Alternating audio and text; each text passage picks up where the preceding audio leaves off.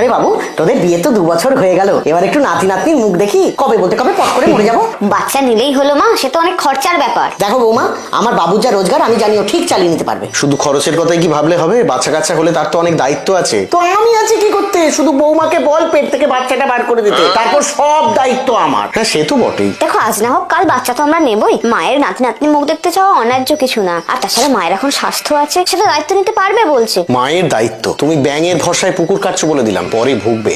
সব ঠিক হয়ে যাবে, তুমি দেখে নিও, তুমি না করো না। ওকে। একই গো, এই অসময় ঘুমোচ্ছ কেন বৌমা? মেয়ের গুমাকে খাতাগুলো কখন কাচবে? বেলা তো অনেক হয়ে গেল, এরপর খাতাগুলো যদি না শুকোয় মেয়ের তো সর্দি গর্মি করবে। সারা রাত এত কেঁদেছে মা, আমি ঘুমোতে পারিনি একটু। আপনি আজকে কাঁথাগুলো ধুয়ে নেন না। না না না না, তোমার মেয়ের গুয়ে বড় গন্ধ।